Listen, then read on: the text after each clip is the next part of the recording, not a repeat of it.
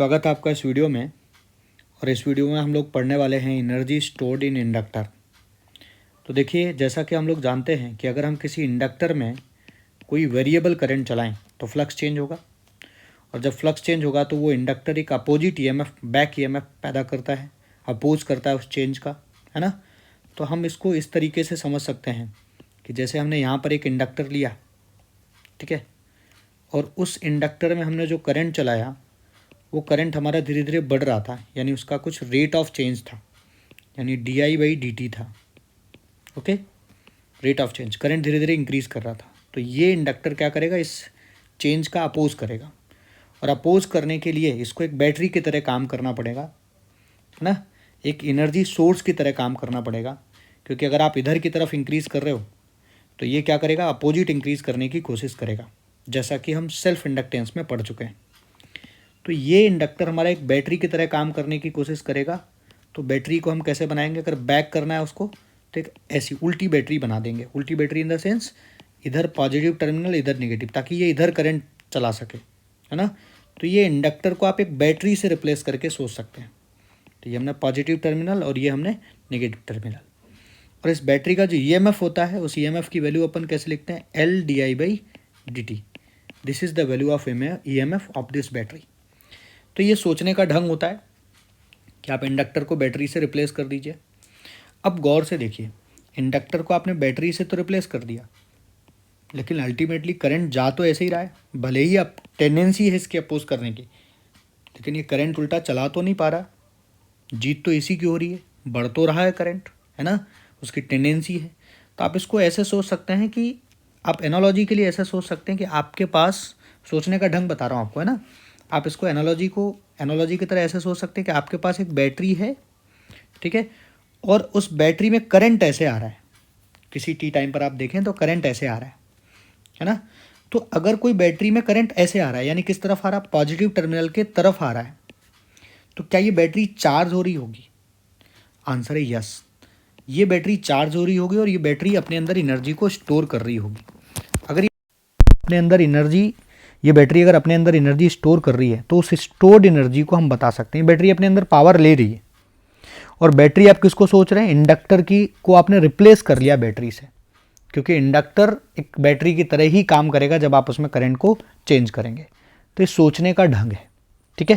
तो यहाँ पर हमने इसको रिप्लेस कर लिया, यानी inductor is replaced by this battery. Okay, ये आपने इसको रिप्लेस करके रखा हुआ है।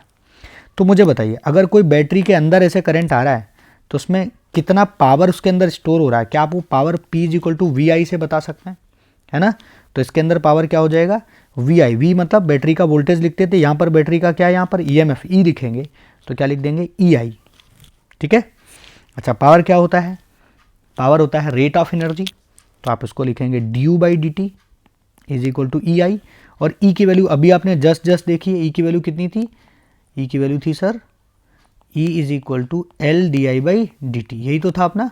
जरा वैल्यू रख दीजिए इसकी, L/di/dt, और यहाँ पर और क्या चल रहा है, I, तो I को मैं आगे लिख देता हूँ यहाँ पे, ठीक है।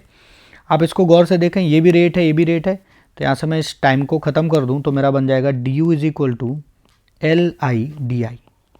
du क्या है हमारी, इसके अंदर जो एनर्जी स्टोर हो रही है इस बैटरी के अंदर, एक तरीके से बैटरी की तरह चार्ज हो रहा है।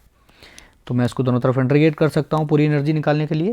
तो हमारी जो एनर्जी स्टोर निकलेगी वो कितने लिखने के लिए, इंटीग्रेट करने के लिए, मान लो 0 से लेकर I तक करंट सेट हुआ, मैक्सिमम करंट, तो हमारा कितना वैल्यू बनेगा, ½ Li², ठीक है।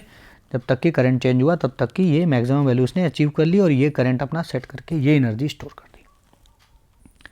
तो ये अपना एनर्जी स्टोर का फार्मूला है, होप सो आपको याद रहेगा। I क्या है अपना, जो इसने करंट अचीव कर लिया है, मैक्सिमम करंट, है ना, तब तक कि इसके अंदर एनर्जी भरी, है ना। तो ये एक तरीके से सोर्स ऑफ बैटरी की तरह काम करेगा, सॉरी, सोर्स ऑफ एनर्जी की तरह काम करेगा, नहीं उल्टी बैटरी की तरह आप इसको इमेजिन कर सकते हैं। तो यहाँ पर आपने इसको देखा, ये एनर्जी स्टोर होती है। अच्छा, अगर आपसे पूछा जाए व्हाट इज़ एनर्जी डेंसिटी, है ना, तो एनर्जी डेंसिटी का सीधा सीधा मतलब होता है कि आपको एनर्जी पर यूनिट वॉल्यूम की बात कर रहा है।